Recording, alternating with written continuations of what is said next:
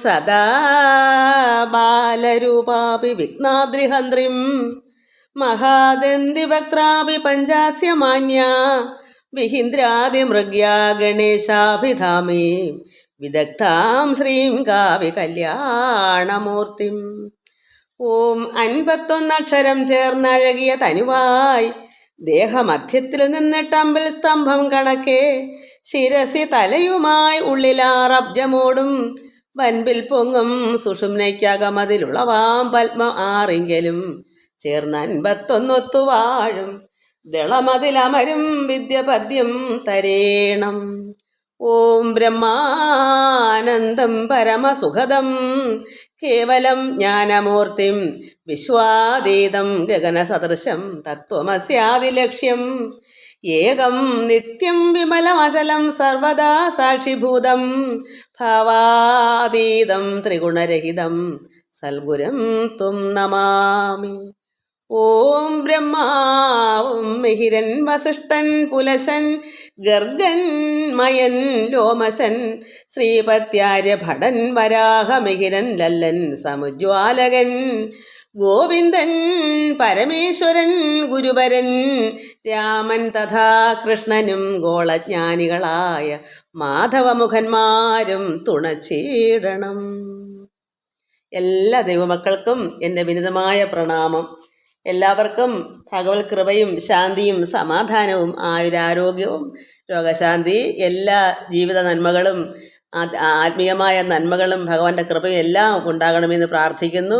എല്ലാ മക്കളെയും ഭഗവാൻ അർപ്പിക്കുന്നു. എല്ലാ മക്കൾക്കും നല്ല ഗംഭീരമായ കമൻസുകൾ എനിക്ക് തന്നു, അത് ഭഗവാനിൽ അർപ്പിച്ചു. ഇത് എനിക്ക് വളരെ വളരെ ഇഷ്ടമുണ്ട്. കാരണം നിർമ്മല പവിത്രൻ ഗംഭീര നല്ല കമൻസ്, സുലോചന ഇഷ്ടപ്പെട്ടെന്ന് ഇംഗ്ലീഷിലാണെങ്കിലും മനസ്സിലായി. വളരെ വളരെ സന്തോഷം മക്കളെ. പ്രസന്ന അതുപോലെ തന്നെ കമൻസ് ഇടാൻ അറിയാത്തൊരു കുട്ടിയാണ്, എന്നെ വിളിക്കാറ്. ഇപ്പം കുറച്ച് ദിവസം കൊണ്ട് കമൻസ്, അത് ഇന്ന് കഴിഞ്ഞ ഭാഗവതം കേട്ടപ്പോൾ കരഞ്ഞെന്ന് പറഞ്ഞു. അപ്പോൾ എന്താ കാരണം? ഭക്തി വർദ്ധിക്കട്ടെ, ഭഗവാനുള്ള കൃപ, അങ്ങനെയാണ് കൃപ വരുന്നത്. കരഞ്ഞ് ഗൽഗതം ഉണ്ടാകണം. ഗൽഗതം കേൾക്കുമ്പോൾ, നമ്മൾ വായിക്കുമ്പോൾ ഗൽഗതം ഉണ്ടാകെങ്കിൽ മാത്രമേ ഭക്തി വരുന്നു എന്ന് മനസ്സിലാക്കാൻ പറ്റൂ. അതാണ് ഭക്തൻ്റെ ലക്ഷണം. അപ്പോൾ അങ്ങനെ കരയൂ. എന്നിട്ട് സ്വന്തമായിട്ട് എപ്പോഴും വായിച്ച് കരഞ്ഞ് ഭഗവാനോട് ചേരാൻ ശ്രമിക്കൂ.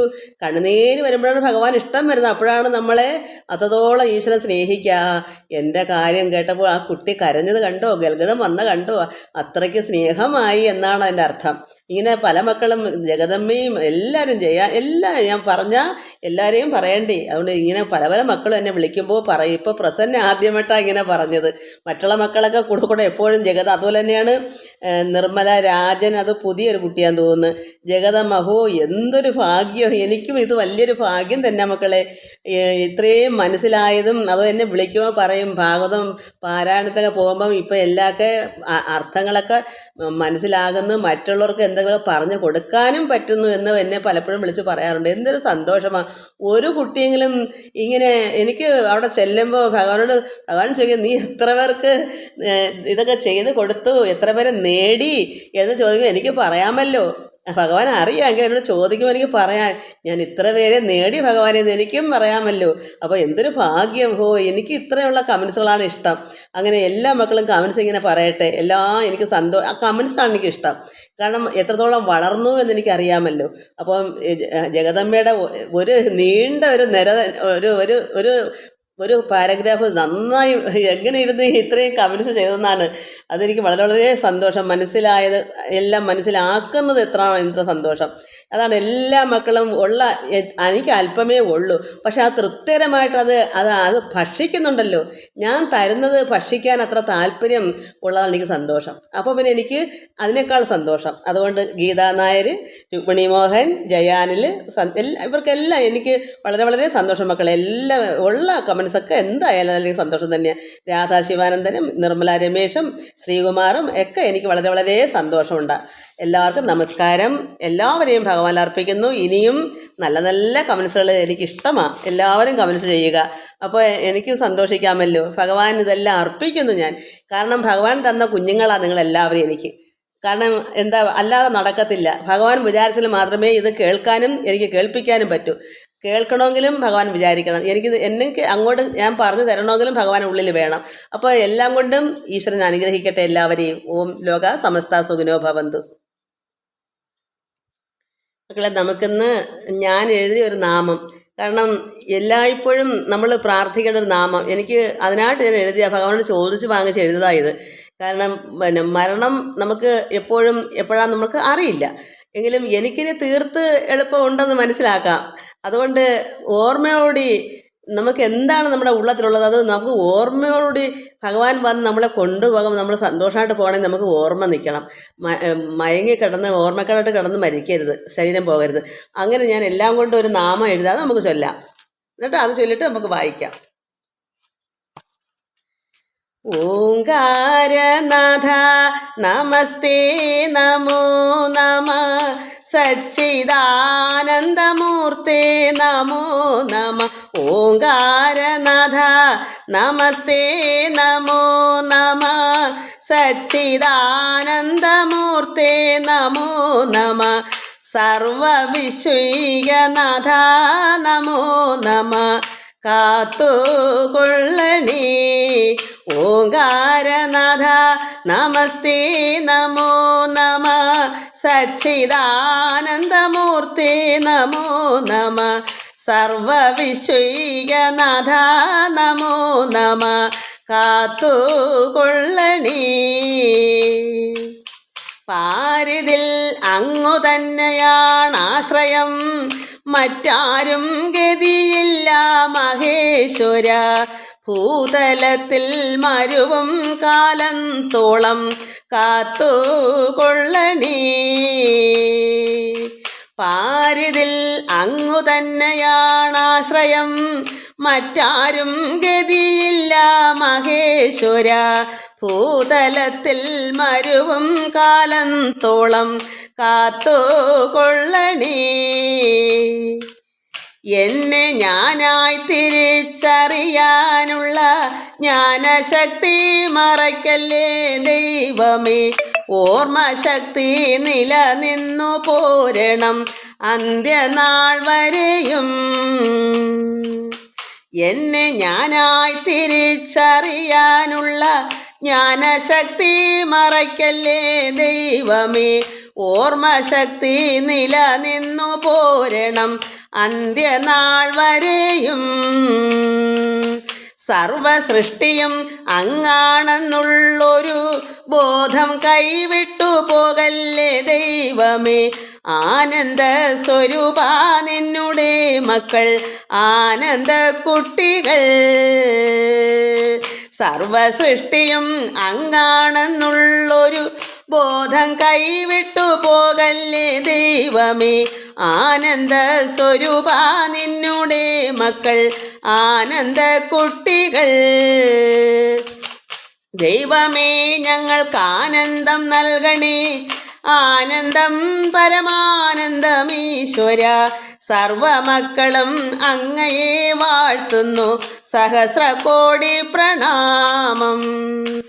ദൈവമേ ഞങ്ങൾക്ക് ആനന്ദം നൽകണേ, ആനന്ദം പരമാനന്ദമീശ്വര. സർവമക്കളും അങ്ങയെ വാഴ്ത്തുന്നു, സഹസ്രകോടി പ്രണാമം.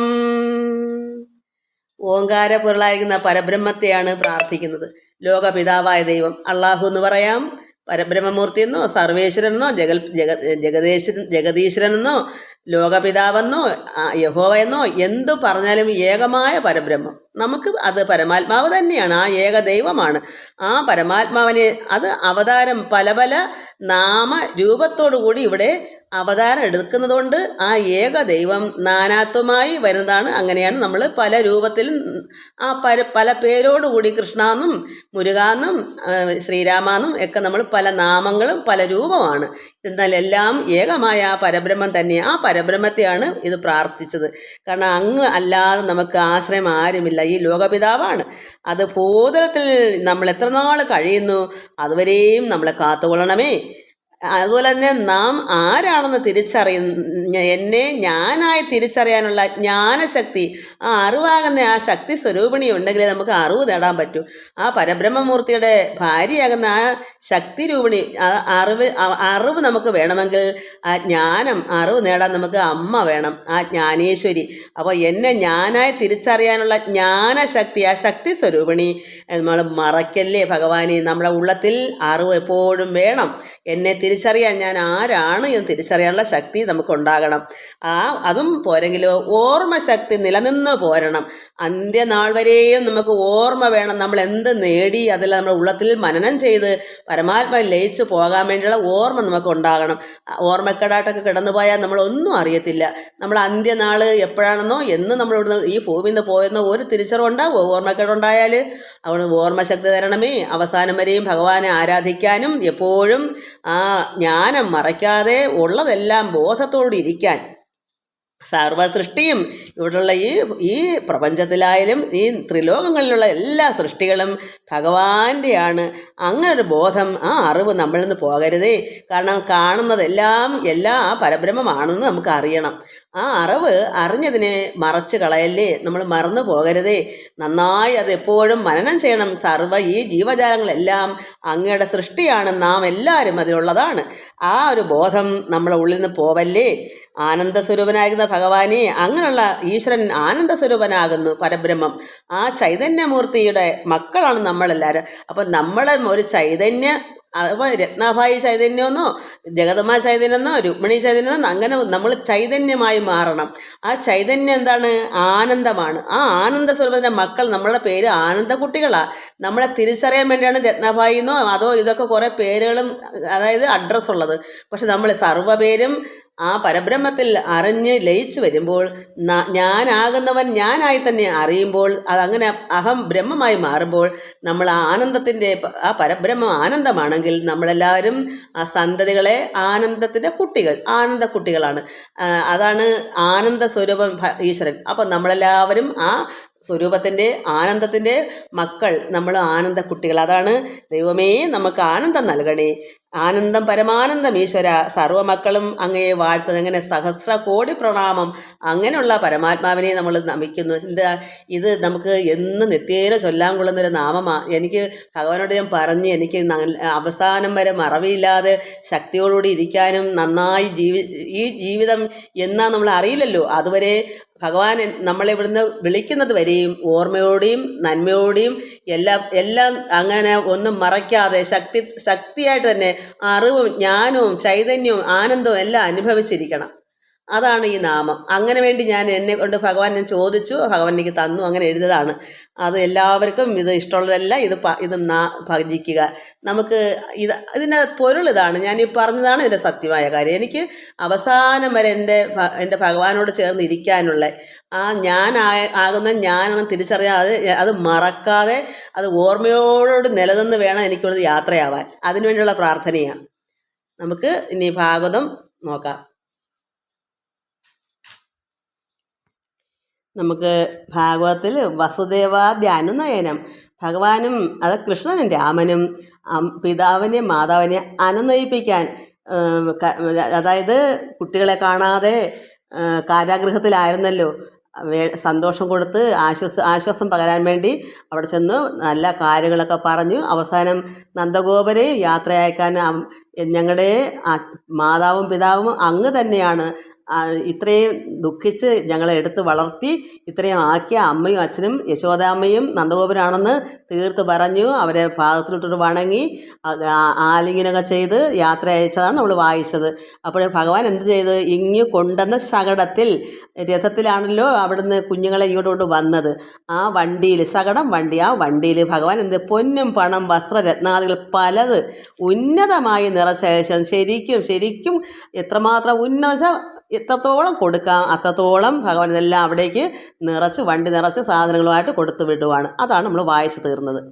ഇനി അതിൻ്റെ ബാക്കി എന്താണെന്ന് നമുക്ക് നോക്കാം. ഇങ്ങു കൊണ്ടെന്ന ശകടത്തിലൊക്കെയും പൊന്നും പണം വസ്ത്രരത്നാദികൾ പലതുന്നതമായി നിറച്ച് അയച്ചിടിനാൻ. നന്ദാത്മജൻ നന്ദനാനന്ദനാം രൂപൻ ഇന്ദിരാ വല്ലഭനെന്തു ചേതമെടോ.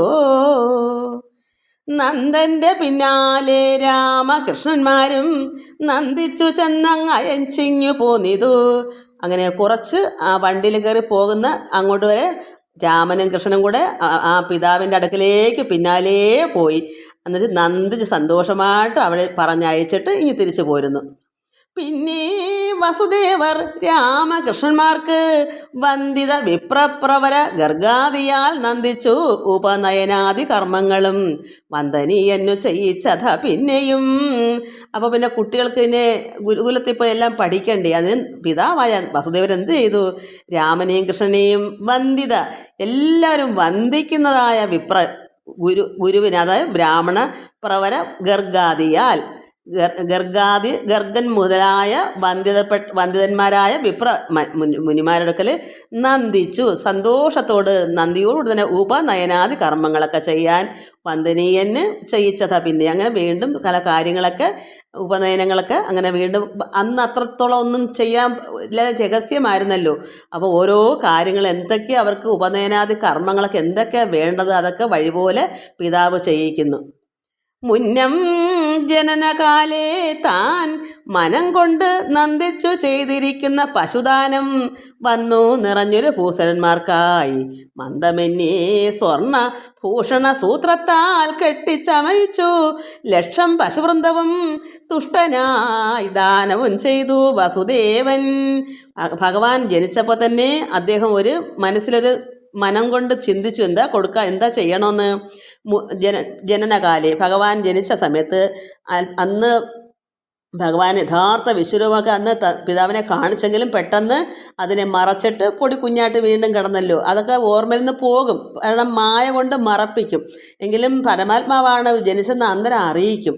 കാരണം അവർ തപസ്സിൻ്റെ ഇതും കൂടെ ഉണ്ട്. അവർക്ക് ഭഗവാൻ നാരായണൻ മകനായി വരണമെന്നൊരു വിധി കൂടെ ഉള്ളതുകൊണ്ട് ആ സമയത്ത് ആ വിശ്വരൂപം കാട്ടിക്കൊടുത്തു. പക്ഷെ പിന്നെ മായയാൽ അവനെ മറപ്പിക്കുന്നെങ്കിലും അന്ന് ഭഗവാൻ പറഞ്ഞതനുസരിച്ച് തന്നെ കുഞ്ഞിനെ നന്ദഗോപ അടുക്കലേക്ക് രാത്രിക്ക് രാമായണം തന്നെ പെരുമഴയത്ത് കൊണ്ടുപോയി. കാളന്തി നദി എല്ലാം നദികളെല്ലാം വഴി കൊടുത്തു. നമ്മളതെല്ലാം വായിച്ചതാണ്. അങ്ങനെ ഭഗവാൻ ആ ജനനകാലത്ത് എന്ത് ചെയ്തു? അവർ മനസ്സുകൊണ്ട് ചിന്തിച്ചു. എന്താ ചിന്തിച്ചത്? പശുക്കളെയൊക്കെ ദാനം ചെയ്യണമെന്ന്, ഭൂഷണന്മാർക്ക് ബ്രാഹ്മണർക്കൊക്കെ ദാനങ്ങൾ ചെയ്യണമെന്നൊക്കെ അദ്ദേഹം അന്ന് കണ്ട്. അതൊക്കെ ഇപ്പോൾ അത് ചെയ്യിക്കുന്നു. അന്ന് വിഷമങ്ങളല്ലേ, കുഞ്ഞിനെ കാണാൻ പോലും കിട്ടാതെ കൊണ്ട് വേറൊരു വീട്ടിൽ കൊണ്ടുപോണ്. അവിടുത്തെ കുഞ്ഞിനെ ഇങ്ങോട്ടുണ്ടെന്ന് കംസന് കാണിച്ചു കൊടുത്ത് കംസൻ അതിനെ തലകിഴാമ്പായിട്ട് ഓങ്ങി അത് മേലോട്ട് പോയി ദേവിയായി മാറി എല്ലാം ഓർത്ത് അവർ കാരാഗൃഹത്തിൽ കിടക്കുമ്പം എന്തും ചെയ്യാൻ പറ്റുമോ? അന്നേ ബന്ധനസ്ഥനാക്കി ഇട്ടേക്കല്ലേ. പക്ഷെ അന്ന് മനസ്സുകൊണ്ട് ചിന്തിച്ചു, പിതാവ് ചിന്തിച്ചു, കുഞ്ഞിനെ ജനിച്ചപ്പോൾ തന്നെ ബ്രാഹ്മണർക്കൊക്കെ പശുക്കളെ ദാനം ചെയ്യണമെന്നൊക്കെ ഒത്തിരി മനസ്സുകൊണ്ട് ചിന്തിച്ച കാര്യങ്ങളെല്ലാം വന്ദനീയനെ ചെയ്യിച്ചതാ. പിന്നെയും എല്ലാവരും വന്ദിക്കുന്ന ഈ ഭഗവാൻ കൃഷ്ണന് വേണ്ടിയിട്ടും രാമന് വേണ്ടിയിട്ടും ഉപനയനാദി കർമ്മങ്ങളും ഈ ഭഗവാന് വേണ്ടുന്നതൊക്കെ ആ പിതാവ് ചെയ്യിക്കുന്നത്. മുന്നം ജനനകാലേ അന്ന് പ്രസവിച്ച സമയത്ത് താൻ, അതായത് വസുദേവർ മനസ്സുകൊണ്ട് നന്ദിച്ചു സന്തോഷത്തോട് ചെയ്തിരിക്കുന്ന പശുദാനം വന്നു നിറഞ്ഞൊരു ഭൂഷണന്മാർക്കായി, അതായത് ബ്രാഹ്മണർക്ക് വേണ്ടി, അവർക്ക് ചെയ്യാൻ ബ്രാഹ്മണർക്ക് വേണ്ടിയാണ് ഈ ദാനം കൊടുക്കുക. അങ്ങനെ മന്ദമെന്യേ, അതായത് മന്ദത കൂടാതെ അത്രയും സ്പീഡ്, അതായത് എത്രയും പെട്ടെന്ന്, മന്ദ എന്ന് വെച്ചാൽ പതുക്കെ, എന്നെ ഇല്ലാതെ. അപ്പോൾ എന്താ എൻ്റെ ഓപ്പോസിറ്റ്? എത്രയും പെട്ടെന്ന്, അല്ല മന്ദീഭവിച്ചതല്ല എൻ്റെ അർത്ഥം. എന്നെ എന്ന് പറയുമ്പം മന്ദത കൂടാതെ പതുക്കെ അല്ല, എത്രയും പെട്ടെന്ന് തന്നെ. കാരണം കുഞ്ഞുങ്ങളെല്ലാം അങ്ങ് ചെന്നല്ലോ, പിന്നെ അവരെ ബന്ധനത്തിൽ നിന്നെല്ലാം അവരെ മുക്തനാക്കിയല്ലോ. പിന്നെ എന്തും ചെയ്യാനുള്ള സമയം പെട്ടെന്ന് അങ്ങ് ചെയ്യാമല്ലോ. അതുകൊണ്ട് പിതാവ് എത്രയും പെട്ടെന്ന് തന്നെ ഭൂഷണന്മാർക്ക് പശുദാനങ്ങളും സ്വർണ്ണഭൂഷണ സൂത്രത്താൽ ഒരു ചരടിൽ സ്വർണ്ണഭൂഷണം, സ്വർണം കൊണ്ടുള്ള ആഭരണങ്ങളെല്ലാം ഒരു ചരടിൽ കെട്ടിച്ചമയിച്ച് ലക്ഷം പശുവൃന്ദവും വൃന്ദം കൂട്ടം, അപ്പോൾ ലക്ഷം പശുക്കൂട്ടങ്ങളും തുഷ്ടനായി സന്തോഷത്തോടെ ദാനവും ചെയ്ത് വസുദേവൻ. അപ്പം എന്താ, അന്ന് ഭഗവാൻ കുഞ്ഞ് ജനിച്ച സമയത്ത് തന്നെ അദ്ദേഹത്തിൻ്റെ മനസ്സുകൊണ്ടൊരു തൃപ്തനായി ഇതെല്ലാം ചെയ്യണമെന്നുണ്ടായിരുന്നു. അതിപ്പം സാധിച്ചു കൊടുക്കുന്നു. എത്രയും പെട്ടെന്ന് തന്നെ ഇതെല്ലാം ദാനം ചെയ്തു ഈ പിതാവ്. ദേവദേവേശ പ്രസാദാർത്ഥമായ അത് ആവർ മുത വിപ്രവര്യരും വാങ്ങിയിട്ട് മോതാൽ അനുഗ്രഹം ചെയ്തു തത്തൽ ഗൃഹം ആനന്ദമോടെ പ്രവേശിച്ചത് അക്കാലം. കാരണം അങ്ങനെ എല്ലാം കൊടുത്തു തുഷ്ടനായി സന്തോഷത്തോടെ സ്വർണ്ണഭൂഷണങ്ങളും പശുക്കളെല്ലാം ദാനം ചെയ്തു വസുദേവൻ പിതാവ്. ദേവദേവേശ പ്രസാദാർത്ഥമായത്, ദേവദേവേശ പ്രസാദാർത്ഥം പരമാത്മാവ് ഈശ്വരൻ്റെ പ്രസാദാർത്ഥമായത് ആവർമുത എന്ത് ചെയ്തു? ഈ വിപ്രവര്യർ ബ്രാഹ്മണർ അതെല്ലാം വാങ്ങി. ഇദ്ദേഹം കൊടുത്ത ദാനങ്ങളെല്ലാം ബ്രാഹ്മണ ശ്രേഷ്ഠന്മാരായ ബ്രാഹ്മണരെല്ലാം അത് ദാനങ്ങളെല്ലാം വാങ്ങി മോദാൽ സന്തോഷത്തോടെ ഇവർക്ക് അനുഗ്രഹവും ചെയ്ത് തത്തൽ ഗൃഹം ആനന്ദമോടെ പ്രവേശിച്ചത് അക്കാലം. എല്ലാ ബ്രാഹ്മണരും എത്രത്തോളം ലക്ഷം പശുക്കളാണ്, എത്രത്തോളം സ്വർണ്ണഭൂഷണങ്ങളാണ്, ഇതെല്ലാം പിതാവ് ദാനം കൊടുത്തെല്ലാം സന്തോഷത്തോടെ അവർ ബ്രാഹ്മണർ വാങ്ങിച്ച് അനുഗ്രഹം കൊടുത്ത് അവർ സന്തോഷത്തോടെ അവരുടെ വീട്ടുകളിലേക്ക് പോയി. ബ്രഹ്മചര്യാശ്രമം ബുക്ക് കുമാരന്മാർ ബ്രഹ്മജ്ഞനായ ഗർഗൻ്റെ നിയോഗത്താൽ. അത് ബ്രഹ്മചര്യ ആശ്രമ ബുക്ക് കുട്ടികൾ, ഈ കുഞ്ഞുങ്ങൾ കുമാരന്മാർ വെച്ചാൽ രാമനും കൃഷ്ണനും കുഞ്ഞുങ്ങളല്ലേ, കുട്ടികളല്ലേ. കുമാരന്മാരെന്ന് വെച്ചാൽ എന്താണ്? ബാല്യകാലമാണ്. അപ്പോൾ അവരെ കുമാരന്മാരെന്നാണ് വിളിക്കുക. അപ്പോൾ കുഞ്ഞുങ്ങൾ പെൺകുട്ടികളെയും 12 വയസ്സിനൊക്കെ ഉള്ള കുട്ടികളെയും കുമാരി എന്നൊക്കെ പറയും. അതുകൊണ്ട് ബ്രഹ്മചര്യ ആശ്രമം എവിടെ? ഗർഗൻ്റെ നിയോഗപ്രകാരം സാന്ദീപനി ബ്രഹ്മചര്യ ആശ്രമം ബുക്ക് ഈ കുഞ്ഞുങ്ങൾ കുമാരന്മാർ ബ്രഹ്മജ്ഞനായ ഗർഗൻ്റെ നിയോഗത്താൽ ഗർഗമഹാമുനിയുടെ ആജ്ഞപ്രകാരം ബ്രഹ്മസ്വരൂപനാകും മുകുന്ദൻ പരൻ. ബ്രഹ്മസ്വരൂപനാണ് ആരാ? പരമാത്മാവായ കൃഷ്ണൻ നാരായണൻ ഭഗവാൻ ബ്രഹ്മസ്വരൂപനാണ്. അപ്പം ബ്രഹ്മത്തിന് സ്വരൂപമുണ്ടോ, രൂപമുണ്ടോ? അപ്പം എന്താ അവതാരം എടുത്തോണ്ടാണ് കൃഷ്ണൻ്റെ രൂപം വന്നത്. അതാണ് ഏകാത്മാവായ പരബ്രഹ്മത്തിൻ്റെ നാനാത്വമാണ് ഈ രാമനും കൃഷ്ണനും ഗോവിന്ദനും എന്തൊക്കെ ഇവിടെ ഉണ്ട് അതെല്ലാം ഭഗവാന്റെ നാനാ രൂപങ്ങളാണ്. അപ്പോഴാണ് രൂപമായതും നാമങ്ങൾ വന്നത്. കൃഷ്ണാന്നും മുരുകാന്നും അല്ലെങ്കിൽ ശ്രീരാമെന്നൊക്കെ ഓരോരോ നാമങ്ങൾ എങ്ങനെ ഉണ്ടായി? രൂപം വന്നവൻ ഇപ്പം നമുക്ക് എങ്ങനെയാണ് ഒരു രൂപം എടുത്ത് നമ്മളും ഇങ്ങനെ തന്നെയാണ്. നമ്മളിതിലൊക്കെ ഒന്നും അല്ലെന്നേ ഉള്ളൂ. നമുക്കൊന്നും ശക്തിയും ചൈതന്യവും ഒന്നും ഇല്ലാത്ത വെറും ഒരു ഭഗവാന്റെ അംശികളായി എല്ലാം ഭഗവാന്റെ അംശങ്ങൾ തന്നെ. അപ്പം നമ്മളിലൊന്നും ഇല്ല, നമ്മളൊന്നും ഒരു ചൈതന്യം ഒന്നും ഇല്ല. അതുകൊണ്ട് നമുക്ക് സാധാരണ ഭഗവാന്റെ അംശം എന്ന് പറഞ്ഞാൽ മതി, എത്രയും മതി. അതുകൊണ്ട് ഭഗവാൻ എന്താണ് രൂപം വന്നതും നാമം വന്നതും വൃന്ദാവനത്തിൽ നന്ദഗോപരുടെ മകൻ എന്നുള്ള ഒരു പേര് വേണമല്ലോ. അതുകൊണ്ട് ഭഗവാൻ ഒരുപാട് പേര് വന്ന് നമുക്കൊക്കെ 1ഉം 2ഉം പേരുകളൊക്കെ കാണും. ഭഗവാന് ഈ നമ്മുടെ പേരുകളും അതൊക്കെ തന്നെയാണ്. ഈ ലോകത്തെ എല്ലാ പേരും ഈശ്വരൻ്റെ തന്നെയാണ്. ഒന്നുമില്ല അന്യതായിട്ട്. കാരണം 1 കോടി തവണ തിരുനാമം ഉള്ളതിൽ ഒന്നുമില്ല അല്ലാത്തതായി. എല്ലാം ഈശ്വരൻ്റെ നാമങ്ങൾ തന്നെയാണ്. പക്ഷേ പ്രത്യേകമായിട്ട് ഭഗവാന് കുറേ നാമങ്ങളുണ്ട് കൃഷ്ണന്. അതുകൊണ്ട് ബ്രഹ്മസ്വരൂപനായിരിക്കുന്ന ഈ മുകുന്ദൻ്റെ, ഈ പരമേശ്വരൻ്റെ, അതായത് കൃഷ്ണൻ്റെ ബ്രഹ്മാണ്ഡധാരിയായിരുന്ന രാമനും, അപ്പം ഈ ഭഗവാൻ കൃഷ്ണനും ബ്രഹ്മാണ്ഡധാരിയായിരുന്ന ഈ ബ്രഹ്മാണ്ഡം മൊത്തവും ധരിക്കുന്ന ഈ രാമനും കാശനാം, അതായത് കാശിയിൽ ജനിച്ചതോടാണ് കാശനാം എന്ന് പറയുക. ആരെയാ? സാന്ദീപനി മഹർഷി. സാന്ദീപനി നാമം വിപ്രൻ്റെ. അപ്പോൾ സാന്ദീപനി എന്ന് നാമം, പേര് വിപ്രൻ്റെ, ബ്രാഹ്മണൻ്റെ. അപ്പോൾ സാന്ദീപനി എന്നുള്ള പേരോടുകൂടെ ഈ ബ്രാഹ്മണൻ്റെ എവിടെ ജനിച്ചതാ? കാശിയിൽ ജനിച്ചതോടാണ് ഇവിടെ കാശനാം എന്ന് പറയുന്നത്. അപ്പോൾ സാന്ദീപനി മഹർഷിയുടെ അത് ബ്രാഹ്മണൻ്റെ പാർശ്വത്തിലായി അടുക്കൽ. പാർശ്വ സാന്ദീപനി മഹർഷിയുടെ അടുത്ത് വിദ്യാഭ്യാസം നേടാനായി, സിദ്ധിക്കാനായി ശുശ്രൂഷ ശുദ്ധി വിനയങ്ങൾ കാണുകയാൽ അപ്പോൾ ഈ അടുത്ത് കൊണ്ട് ആക്കി. ഗർഗൻ്റെ നിയോഗത്തിൽ ഗർഗമുനിയുടെ ആജ്ഞപ്രകാരം ഇത്രയും പറഞ്ഞു. സാന്ദീപനി മഹർഷി നല്ല ഗുരുവാൻ പറ്റിയ ഒരാളാണ്, നല്ല ഒരു ജ്ഞാനിയാണ്. നമുക്കറിയാം, നമ്മൾ ചോദ്യത്തിൽ ഏത് സ്കൂളാണ് നല്ലത് പഠിക്കാൻ, കുട്ടികളെ പഠിപ്പിക്കാൻ ഏത് സ്കൂളാണ് നല്ലത്, ഇന്നടത്ത് കൊള്ളാം, നല്ല അധ്യാപകനായ എന്ന് നമ്മൾ പറയത്തില്ലേ. അതുപോലെ പിതാവിനോട് വസുദേവരോട് പറഞ്ഞു, ഗർഗമഹാമുനി പറഞ്ഞു, ഈ ഭഗവാൻ കൃഷ്ണനെയും രാമനെയും കാശിയിൽ ജനിച്ച സാന്ദീപനി എന്ന പേരോടുകൂടി ഈ ബ്രാഹ്മണൻ്റെ അടുക്കൽ പാർശ്വത്തിലായി വിദ്യാഭ്യാസത്തിന് അവിടെ ആക്കും. ആര് പറഞ്ഞിട്ടാ? ഈ ഗർഗൻ പറഞ്ഞതനുസരിച്ച്. ആരാണ് ഗുരു? അപ്പോഴും സാന്ദീപനി മഹർഷി. അങ്ങനെ അപ്പം അവിടെ ചെന്നുകൊണ്ടാക്കിയപ്പോൾ ഈ ഭഗവാൻ കൃഷ്ണനും രാമനൊക്കെ എന്താ ശുശ്രൂഷ, ശുദ്ധി, വിനയങ്ങൾ കാണുകയാൽ. അപ്പം ഈ മഹർഷി ഭഗവാന്റെ രാമൻ്റെയൊക്കെ എന്താ പറയുക, ശുദ്ധിയും വിനയവും അത് നമ്മൾ ആലോചിക്കണം. ഭഗവാൻ എന്തുകൊണ്ട് ഇത്രയും വിനയമായി, അത് നമ്മൾ ചിന്തിക്കണം. നമുക്കിതാണ് പറയുന്നത്, നമുക്ക് താഴ്മയും വിനയവും അതുപോലെ തന്നെ ശുദ്ധി. എന്താ ശുദ്ധി? ഹൃദയം അത്രമാത്രം ശുദ്ധനാ. എന്തെങ്കിലും കളങ്കം ഉണ്ടെങ്കിൽ ആ മഹർഷിക്ക് ഉടനെ അറിയാം. അതുകൊണ്ട് മഹർഷി, ഈ സാന്ദീപനി മഹർഷി ഇത് മനസ്സിലാക്കി. മഹർഷി നന്നായി ശുശ്രൂഷ, നല്ല ഗുരുഭക്തിയുള്ള ശിഷ്യന്മാരങ്ങനെയാണ്. ഗുരുവിന് എന്താണ് വേണ്ടതെന്ന് അറിഞ്ഞു ചെയ്യുന്നതാണ് ഉത്തമൻ. അതാണ് നല്ല ശുദ്ധിയും വിനയമൊക്കെ ഉള്ളവർക്ക് അറിയാം. ഒന്നും പറയേണ്ട, ചോദിക്കുകയൊന്നും വേണ്ട. ഒരു ഗുരുവിനോട് ചേർന്ന് നിന്നുകൊണ്ട് ഗുരുവിനെ നന്നായി താലോലിച്ച് എന്ത് വേണം ചെയ്ത് കൊടുത്ത് കാര്യങ്ങളെല്ലാം നോക്കുന്ന നല്ല നല്ല ശിഷ്യന്മാരുണ്ട്. അതിന് പറ്റിയതാണ് ഇവിടെ കൃഷ്ണനും രാമനും. അതുകൊണ്ട് ശുശ്രൂഷ, ശുദ്ധി, വിനയങ്ങൾ ഇതൊക്കെ ആര് കണ്ടു? ഈ സാന്ദീപനി മഹർഷി കണ്ടു. ഈ വിനയവും ശുദ്ധിയും എല്ലാ കാര്യങ്ങളും കണ്ടപ്പോൾ എത്രയും പ്രീതനായ ഒരു സാന്ദീപനി. അപ്പോൾ ഇത് കണ്ടപ്പോൾ കുട്ടികളെ കണ്ട് മനസ്സിലാക്കി സാന്ദീപനി മഹർഷി. നോക്കിയോ, നല്ല ശുദ്ധി, നല്ല വിവരം, നല്ല ജ്ഞാനം, നല്ല എളിമ, നല്ല വിനയം, നന്നായി ശുശ്രൂഷിക്കുന്ന ഗുരുവിനെ, ഇതെല്ലാം കണ്ടപ്പോൾ അദ്ദേഹം പ്രീതനായി. ഒരു ഗുരുവിൻ്റെ പ്രീതി കിട്ടണമെന്ന് വെച്ചാൽ കളിച്ച കാര്യമാണോ? തന്നെ ഒഴുകത്തില്ലേ കൃപ? പിന്നെ എങ്ങോട്ടും വരണ്ട, അവിടുന്ന് ഒഴുകിക്കൊണ്ടിരിക്കും. ആ കുട്ടിയല്ല, ഒരു കുട്ടി ഒരു ശിഷ്യനെ കാണുമ്പോൾ, ഈ ഗുരുക്കന്മാർ ഒരു ശിഷ്യനെ കാണുമ്പോൾ തന്നെ ഇതുപോലുള്ള കുഞ്ഞുങ്ങളെ കണ്ടാൽ ഉടനെ തന്നെ അറിയാതെ നോട്ടത്തിൽ കൂടിയൊക്കെ അദ്ദേഹത്തിൽ നിന്ന് അനുഗ്രഹം ചൊരിഞ്ഞുകൊണ്ടേ ഇരിക്കും. അത് നമുക്കറിയാം. നമ്മൾ അനുഭവം നമുക്കൊക്കെ ഉണ്ടെങ്കിൽ നമ്മൾ മനസ്സിലാക്കിയാൽ മതി. ശരിയാ, എനിക്ക് അനുഭവം ഉണ്ട്, അതുകൊണ്ട് ഞാൻ പറയാം.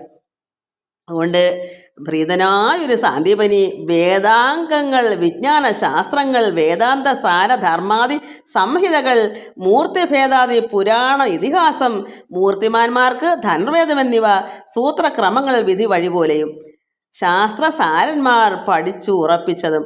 ഇതെല്ലാം ഈ ശാസ്ത്രസാരന്മാർ ഇതൊക്കെ അത് ഇത്രയും എന്തെല്ലാം കൊടുക്കാനുണ്ട്. അത് മൊത്തം ഉത്തമന്മാരായ ശിഷ്യന്മാർക്ക് അങ്ങനെ ആണല്ലോ. ഒന്നും ഉള്ളത്തിൽ പിന്നെ ഒളിച്ച് ഗൂഢമായ രഹസ്യമായ ഒന്നും തന്നെ ഒരു യഥാർത്ഥ ഗുരുവിൻ്റെ ഉള്ളത്തിലില്ല. യഥാർത്ഥ ശിഷ്യനെ കൊടുക്കേണ്ടതടക്കം കൊടുക്കും. എല്ലാം മനസ്സോട് തന്നെ. കാരണം അദ്ദേഹത്തിനെ പോലെ ആകണമെന്നാണല്ലോ ഒരു ഗുരു നിശ്ചയിക്കുന്നത്. വേണ്ടുന്നവർക്ക് കൊടുക്കണം, വേണ്ടത്തവർക്ക് കൊടുത്തുകൂടാ. ശിഷ്യനെ ഒരു ഗുരു മനസ്സിലാക്കും. എങ്ങനെയാണ് ശിഷ്യ കണ്ട് മനസ്സിലായി? എങ്ങനെയാ? നല്ല വിനയം, നല്ല ശുദ്ധി, ഗുരുവിനോടുള്ള പ്രേമം, ശുശ്രൂഷ, അതുപോലെ തന്നെ പിന്നെ എല്ലാ കാര്യങ്ങളും അദ്ദേഹം കണ്ടു, ഈ കുഞ്ഞുങ്ങളിൽ കണ്ടു. അപ്പോൾ എത്രയും പ്രീതനായ പിന്നെ എന്ത് ചെയ്യും സാന്ദീപനി? ഇത്രയും പ്രീതിയോടുകൂടി പിന്നെ സർവ്വതും അനുഗ്രഹത്തോടെ തന്നെ കൊടുക്കും. അപ്പം വേദ അംഗങ്ങളും എന്തെല്ലാം കാര്യങ്ങളുണ്ടോ, ഇതൊക്കെ വിജ്ഞാനശാസ്ത്രങ്ങളും വേദാന്ത സാര ധർമാദി സംഹിതകളും മൂർത്തിഭേദാദി പുരാണ ഇതിഹാസം, മൂർത്തിമാന്മാർക്ക് ധനുർവേദം എന്നിവ, സൂത്രക്രമങ്ങൾ. എന്താണ് സൂത്രക്രമങ്ങൾ? അതൊക്കെ ഒരു സൂത്രമായിരിക്കും. നമുക്കതിനെപ്പറ്റി പോയിട്ടുള്ളതുകൊണ്ട് അറിയത്തില്ല. ഒരു പ്രത്യേകതയാണ് ഈ സൂത്രം എന്ന് പറയുന്നത്. ഒരു പ്രത്യേക സൂത്രം തന്നെയാണ്. അതൊക്കെ രഹസ്യങ്ങളായിട്ടുള്ളതായിരിക്കും സൂത്രം എന്നൊക്കെ പറയുന്നത്. അങ്ങനെയുള്ള ക്രമങ്ങളെല്ലാം വിധി വഴി പോലെയും ശാസ്ത്രസാരന്മാർ പഠിച്ചുറപ്പിച്ചതും. ഈ കുഞ്ഞുങ്ങൾ ഇതെല്ലാം നന്നായി പഠിച്ചങ്ങ് ഉറച്ച് എത്രയും പെട്ടെന്ന്. കാരണം എന്താന്ന്? സർവജ്ഞരെ പഠിപ്പിച്ചു സാന്ദീപനി. എല്ലാം ഈ സർവജ്ഞരെ എന്ന് വെച്ചാൽ എന്താണ്? സർവജ്ഞരെ പഠിപ്പിച്ചു. അപ്പം ഈ കൃഷ്ണനും രാമനും സർവജ്ഞരാണെന്ന് ഈ മുനിക്ക്, ഈ ഗുരുവിന് മനസ്സിലായി. സർവജ്ഞരെന്ന് വെച്ചാൽ എന്താണ്? സർവ്വതും ഗ്രഹിക്കാനുള്ള ഉള്ളിലുണ്ട്. ഒന്ന് ഒരു വാക്കുകൊണ്ടൊന്ന് അപ്പോഴേ അവിടെ ഗ്രഹിക്കും. അത്ര ജ്ഞാനം എവിടെ നിന്നുണ്ടാവും? പരമാത്മാവായതുകൊണ്ടാണ്. അപ്പം സർവജ്ഞരാണെന്ന് ഈ ഗുരുവിന് മനസ്സിലായി. എല്ലാം ഈ സൂത്രക്രമങ്ങളെല്ലാം വിധി വഴി പോലെയും ശാസ്ത്രസാരന്മാർ ഇവർ പഠിച്ചങ്ങ് ഉറപ്പിച്ചതും. സർവജ്ഞരെ ഇതെല്ലാം പഠിപ്പിച്ചു സാന്ദീപനി. സർവജ്ഞർ തശബ്ദ മാത്ര സർവജ്ഞരായി. അതായത് ശബ്ദത്തിൻ്റെ ശ്രവണ മാത്രത്താൽ തന്നെ സർവസാരവും അവർ ഗ്രഹിച്ചു. ഒന്ന് ശബ്ദിച്ചാൽ മതി. ഗുരു ഒന്ന് ഈ സർവജ്ഞരെങ്ങനെ മനസ്സിലാക്കുന്നത്? കുട്ടി അങ്ങനെ ചെയ്യും ഇങ്ങനെ ചെയ്യുന്നൊന്നും പറയണ്ട. ഗുരു ഒന്ന് ശബ്ദിച്ചാൽ മതി, അവിടെ ഗ്രഹിച്ചു കഴിഞ്ഞു. തത് ശബ്ദ മാത്ര. അപ്പോൾ തന്നെ ഗുരു ഒന്ന് ശബ്ദിക്കുമ്പോൾ തന്നെ അത് മാത്രം സമയം കൊണ്ട് സർവജ്ഞരായി ദിവ്യവിജ്ഞാനികളാം ഇവരെന്നോർത്ത്. അപ്പം ആ ഗുരുവിന് മനസ്സിലായി, ഒന്ന് മിണ്ടിയപ്പോൾ തന്നെ അവർ സർവ്വതും ഗ്രഹിച്ചു കഴിഞ്ഞു. അങ്ങനെയുള്ള സർവജ്ഞരെന്ന് പറയുന്നത് എല്ലാ അറിവും നേടുന്നതാണ്. അവരിൽ ഒന്നും ഇല്ലാതില്ല. കാരണം ഈശ്വരനല്ലേ, പരബ്രഹ്മമൂർത്തിയല്ലേ, ഉള്ളതിലെല്ലാം ഉണ്ടല്ലോ. പിന്നെ ഒരു ഗുരുവിൻ്റെ ഒരു അനുഗ്രഹം കൂടെ വേണം. അതിനാണ് ഒരു ഗുരുവിൻ്റെ അനുഗ്രഹം. ഒരു അമ്മ ഗുരുവായാലും മതി, ഒരു അച്ഛൻ ഗുരുവായാലും മതി, പ്രത്യേകിച്ച് എന്തെങ്കിലും ഒന്ന് കിട്ടണം. അത് അങ്ങനെയാണ് അതിൻ്റെ നിയമം. ആ ഒരു അനുഗ്രഹം ഈശ്വരങ്ങളിൽ നിന്ന് വരണം. അത് അങ്ങനെയാണ്. കാരണം ഇവിടെ മനുഷ്യജന്മം എടുത്തത് കൊണ്ട് ഇത് വേണം, ആവശ്യമാണ്. അതുകൊണ്ട് ഈ സർവജ്ഞന്മാരാകുന്ന ഈ 2 കുട്ടികളെയും നന്നായി പഠിപ്പിച്ചു ഈ സാന്ദീപനി. സർവജ്ഞർ, അതായത് ഈ കുഞ്ഞുങ്ങൾ സർവജ്ഞരാണ്. അവരെ ശബ്ദ മാത്ര സർവജ്ഞരായി ദിവ്യവിജ്ഞാനികളാം ഇവരെന്നോർത്ത്. കാരണം ഇത്ര പെട്ടെന്ന് ഒന്ന് മിണ്ടുമ്പോൾ തന്നെ ഒരു വട്ടം ഒന്ന് പറഞ്ഞ് ആ ശബ്ദം ഒന്ന് കേട്ടാൽ മതി, അപ്പോഴേ അവർ ഗ്രഹിച്ച് മനസ്സിലാക്കുന്നു. അപ്പോഴേ ഇദ്ദേഹം എന്ത് കരുതി, ഇവർ ദിവ്യവിജ്ഞാനികളാണെന്ന്, ദിവ്യന്മാരാണ്. എങ്ങനെ ദിവ്യന്മാർ? സാധാരണ ജനങ്ങൾ ദിവ്യന്മാരല്ലല്ലോ. അപ്പോൾ ഇത് പരമാത്മാവിൽ നിന്ന് ഉണ്ടായവരാണ് അങ്ങനെയുള്ള ദിവ്യന്മാർ. അത് ആരായാലും നമ്മൾ ഇത് മനസ്സിൽ തന്നെ ചിന്തിച്ച് മനസ്സിലാക്കുന്ന ദിവ്യത്വം കൊണ്ടാണ്. അപ്പോൾ നമ്മൾ മനസ്സിലാക്കണം, യഥാർത്ഥത്തിൽ ഒന്നും അറിയാതെയും ഒരു ഗുരുവിൽ നിന്ന് കൊടുക്കാതെയും പഠിക്കാതെയും ഉള്ളിൽ നിന്ന് വരണമെങ്കിൽ മനസ്സിലാക്കിക്കോണം അത് ദിവ്യത്വം കൊണ്ടാണെന്ന്. അപ്പോൾ അങ്ങനെ ഈ ഗുരു മനസ്സിലാക്കി ഇവർ ദിവ്യജ്ഞാനികളാണ് ഇവരെന്നോർത്ത് ഈ ഗുരു. അങ്ങനെ ദിവ്യമാകും കലാവിദ്യകളൊക്കെയും അവ്യാജ ഭക്ത രാമമുകുന്ദന്മാർക്ക്. അവ്യാജ ഭക്തൻ എന്താണ്? ഒരു കളങ്കമില്ലാത്ത ഭക്തനാ ഈ കുഞ്ഞുങ്ങൾ. യാതൊരു കളങ്കോടെ ഹൃദയത്തിലില്ല. ശുദ്ധമായ ശുദ്ധി, നല്ല ശുദ്ധിയോടുകൂടി ഹൃദയം, നല്ല വിനയം, എല്ലാം കൊണ്ടും സർവജ്ഞരാണ്. അപ്പോൾ അങ്ങനെയുള്ള ഹൃദയത്തിലാണ് എന്ത് കിട്ടുന്നത്? അത് നമ്മൾ മനസ്സിലാക്കണം. നമ്മുടെ ഹൃദയം അത്രമാത്രം വിശാലമായ ശുദ്ധ ഒരു കുഞ്ഞിൻ്റെ ഹൃദയം ആകുമ്പോൾ എന്തും ആ ഹൃദയത്തിലേക്ക് ഇറങ്ങി ചെല്ലും. ഗുരുവിൻ്റെ ഒന്ന് മിണ്ടിയാൽ മതി, ഒരു ശബ്ദം ഒന്ന് കൊടുത്താൽ മതി, അവിടേക്ക് ഇറങ്ങിച്ചെന്ന് അവിടെ അങ്ങ് ഇരുന്നോളും. എല്ലാം അത്രമാത്രം ദിവ്യന്മാരാണ് ഈ കുഞ്ഞുങ്ങൾ. അത് ഈ ഗുരുവിന് മനസ്സിലായി. ഇവർ ദിവ്യമാകും കലാവിദ്യകളൊക്കെയും അവ്യാജ ഭക്ത രാമമുകുന്ദന്മാർക്ക് ദിവ്യനാം സാന്ദീപനി ഉപദേശിച്ചു. ദിവ്യനായിരിക്കുന്ന സാന്ദീപനിയാണ്, ഈശ്വരകൃപയുള്ള സാന്ദീപനി മുനിയാണ്. അപ്പോൾ ആ ഗുരു ഒന്നും ശബ്ദിച്ചതേ ഉള്ളൂ, എല്ലാം ഇവർ രണ്ടും അത് കരസ്ഥമാക്കിയുള്ളതാണ്. അപ്പോൾ ഗുരുവിന് മനസ്സിലായി ഇവർ ദിവ്യന്മാരാകുന്നെന്ന്. ഒരു ശിഷ്യനെ മനസ്സിലാക്കുന്നത് അങ്ങനെയാണ്, അവർ ഉത്തമന്മാരായാണ്. അതുകൊണ്ടായിരിക്കും എനിക്ക് ചിരി വരുന്നത്, പറയാതിരിക്കാനും പറ്റുന്നില്ല, എന്നെനിക്ക് അമ്മയ്ക്ക് വെക്കാനും വയ്യ. എൻ്റെ നിഷ്കള കൊണ്ടൊക്കെ എൻ്റെ അഹങ്കാരമൊന്നും ധരിക്കരുത്. എൻ്റെ അച്ഛൻ എന്തോ അന്ന് പണ്ട് അറിഞ്ഞിട്ടായിരിക്കും എന്നെ ഉത്തമ അറിഞ്ഞ് ചെയ്യുമെന്ന് പറയില്ല. എനിക്ക് ഒരു വട്ടം അച്ഛൻ ചെയ്ത നാമങ്ങളൊക്കെ എനിക്ക് ഒരു വട്ടം കേട്ടാൽ മതി. അപ്പോഴേ ഞാനത് ഇന്നും അത് എഴുതിയെടുത്തിട്ടല്ല, അന്നൊക്കെ ഭജനയ്ക്ക് ചെല്ലുമ്പോൾ അത് കേട്ട് ഇന്നും അത് മനസ്സിലാക്കി ഇങ്ങനെ ഇരിക്കുന്നു. ഇപ്പോൾ ഞാൻ ചിന്തിക്കും, ദൈവമേ കുറേയും കൂടെ ഉണ്ടായിരുന്ന നാമങ്ങളൊക്കെ എഴുതിയെടുക്കേണ്ടതായിരുന്നു. കാരണം അതൊക്കെ മറന്നുപോയി, കാരണം ചെല്ലുന്നില്ലല്ലോ. ചൊല്ലിയെങ്കിലല്ലേ ഓർമ്മ വരും. അതുപോലെ അച്ഛൻ ഓരോ കാര്യങ്ങൾ അന്നത്തെ പൂജാകർമ്മങ്ങളൊക്കെ എന്നെ കൊണ്ട് ചെയ്യിച്ചിട്ട് ഞാൻ എന്നെ ചെയ്യുന്നതുകൊണ്ട് പറയും ഞാൻ ഉത്തമിയാണെന്ന്. എന്താ കാരണം? നമ്മുടെ ഉള്ളു പരമമായി ശുദ്ധമാണെന്ന് അച്ഛനെ അറിയാം. പറഞ്ഞിട്ടും ചെയ്തില്ലേ എന്താ? അധമന. അപ്പോൾ ഞാൻ അറിഞ്ഞ് ചെയ്യുന്നതുകൊണ്ട് ഉത്തമി എന്ന് പറയുമായിരുന്നു. ഇതാ കാരണം. ഇപ്പം ഇത് പറഞ്ഞപ്പോഴാണ് ഞാനത് ഓർത്തത്. എൻ്റെ അഹങ്കാരം കൊണ്ടാണ് പറഞ്ഞത്, നിങ്ങൾ ധരിക്കേണ്ട. എല്ലാവരും അങ്ങനെ ആകുക. നമ്മുടെ അനുഭവങ്ങളിൽ എനിക്ക് പറഞ്ഞുതരാൻ പറ്റും, എനിക്കല്ലാതെ അറിയില്ലല്ലോ. ഇന്നതുപോലെ ഒരു ഉദാഹരണം ഉണ്ടെങ്കിൽ എനിക്ക് പറയാൻ പറ്റും. അതിനകത്ത് എന്നിൽ തന്നെ ഉള്ളതുകൊണ്ട് എനിക്കതെല്ലാം ഉദാഹരണങ്ങൾ, ഉപമകളെല്ലാം എന്നെക്കൂടെ തന്നെ എനിക്ക് പറയാനുണ്ട്. അതുകൊണ്ട് ഈ ഗുരു ഈ ഭഗവാൻ കൃഷ്ണനും രാമനും ദിവ്യന്മാരാണെന്ന് അദ്ദേഹം മനസ്സിലാക്കി. അങ്ങനെ എല്ലാ ഉപദേശങ്ങളെല്ലാം കൊടുത്തു. യഥാർത്ഥ ഗുരു എന്താ ചെയ്യും? യഥാർത്ഥ ശിഷ്യന്മാർക്ക് അദ്ദേഹത്തിൽ ഇതുപോലെ നിഷ്കളങ്കമായ ഗുരുവിനുള്ളതെല്ലാം കൊടുക്കും. ഒരു രഹസ്യവും വെക്കത്തില്ല. യഥാർത്ഥ ശിഷ്യനാണെന്ന് കാണുമ്പോൾ ഇവിടെ ഇവർ രണ്ടുപേരും നിഷ്കളങ്കമായ അവ്യാജ ഭക്തന്മാരാണ്. ഒരു കളങ്കമില്ലാത്ത കുട്ടികളായതുകൊണ്ട് ഗുരുവും അതുപോലെ കളങ്കമില്ലാതെ സർവ്വത ഉപദേശം കൊടുത്തു. അതാണ് ഗുരു ശിഷ്യ ബന്ധം എന്ന് പറയുന്നത്. രണ്ടുപേരും ഒന്നുപോലെയാണ്, രണ്ടുപേർക്ക്. അപ്പോൾ ഭഗവാനും ഈ ഗുരുവിനെ പോലെയാകും. ഗുരുവിന് മേലെയല്ല. ഇപ്പോൾ പരബ്രഹ്മമാണെങ്കിൽ പോലും ഗുരുവിന് എപ്പോഴും ഗുരു തന്നെയാണ്. ഭഗവാന് എപ്പോഴും മുകളിൽ തന്നെയാണ് ഗുരുവിനെ പോലെയാകും എന്നേ പറയാവൂ. കാരണം മനുഷ്യജന്മം എടുത്തതുകൊണ്ട് ഒരിക്കലും ഗുരുവിൻ്റെ അടുക്ക ചെന്നാൽ ഗുരുവിന് മുകളിൽ നിന്ന് പറയാൻ പറ്റത്തില്ല. അതിൽ ഗുരു എപ്പോഴും മുകളിൽ തന്നെ നിൽക്കും. അതുപോലെ നമുക്ക് പറയാം, ഒരു ഗുരുവിനെ പോലെ എന്ന് പറയാം, ദൈവത്തെ പോലെ എന്ന് പറയാം. ദൈവത്തിന് മുകളിലും ആരും ആകില്ല, ഗുരുവിന് മുകളിലും ആരും ആകത്തില്ല. അപ്പോൾ ഗുരുവും ശിഷ്യനും തന്നെയാണ്. അതുകൂടെ നമ്മൾ മനസ്സിലാക്കണം. ഈശ്വരൻ കൃഷ്ണൻ പരബ്രഹ്മം ആയതുകൊണ്ട് ഗുരുവിന് മുകളിലാകത്തില്ല. എപ്പോഴും ഒരക്ഷരം എന്തെങ്കിലും ഒരു കാര്യം പറഞ്ഞു കൊടുത്തത് ഗുരു എപ്പോഴും ഉയരെ തന്നെയാണ്. പക്ഷെ അതിനേക്കാളും ഒരുപാട് ഉയർന്നു പോയെന്നിരിക്കും ശിഷ്യൻ. അത് ഗുരു ആഗ്രഹിക്കുകയും ചെയ്യുന്നുണ്ട്. എന്ന് കരുതി എപ്പോഴും ഗുരുവിനെ ഒരു പടി മുകളിൽ തന്നെ ആ ശിഷ്യൻ നിർത്തും. അങ്ങനെയാണ്. അതാണ് വിനയം, അതാണ് ഗുരുത്വം. ആ ഗുരുത്വം 3 അക്ഷരം ഇല്ലെങ്കിൽ താഴെ പോകും, നിലനിൽക്കത്തില്ല. അതുകൊണ്ട് എപ്പോഴും ഒരു ഗുരുവിനോട് അത്രമാത്രം ആദരവും ബഹുമാനവും ഭക്തിയും എല്ലാം വേണം. നമുക്കിനി ഇത്രയും വായിച്ചപ്പോൾ ഇനി നമുക്ക് ഗുരുദക്ഷിണ നമുക്കത് അടുത്ത പ്രാവശ്യം വായിക്കാം. 4-5 വരി ഇത്ര സമയം ആയില്ല, അത് 35 മിനിറ്റായി. എല്ലാവർക്കും നമസ്കാരം. എല്ലാവർക്കും ഇത് മനസ്സിലാവണം നന്നായി. എൻ്റെ ഭക്തമക്കൾ എല്ലാവരുടെയും മുമ്പിൽ ഇതുപോലെ എല്ലാം ഇപ്പം ജഗദമ്മ എന്നോട് പറയുന്നത് പോലെ എല്ലാം നമുക്ക് മറ്റുള്ളവർക്ക് കൊടുക്കണം മക്കളെ. ഭാഗവതൻ്റെ അർത്ഥങ്ങൾ അറിയാത്തവർക്ക് ഉള്ള അറിവ് എത്ര ഉണ്ടത്. ഇപ്പോൾ എല്ലാം തികഞ്ഞവരാരാ ഉള്ളത്? ഒരിക്കലും അത് അറിഞ്ഞ് തീരാനും പറ്റുന്നില്ല. എല്ലാവർക്കും കുറേശ്ശെ അല്ലേ ഉള്ളത്. അത് ഉള്ളത് മറ്റുള്ളവർ കൂടെ കൊടുക്കണം, നമ്മൾ അറിയുന്നതിന്. ആ ജഗദമ്മ പറയും, അമ്മേ എനിക്കിപ്പോൾ ഭാഗവതമൊക്കെ വായിക്കുമ്പോൾ എന്തെങ്കിലും ആരെങ്കിലും പറഞ്ഞു കൊടുക്കാനും പറ്റുന്നു. അതൊക്കെ നല്ല കാര്യങ്ങളല്ലേ.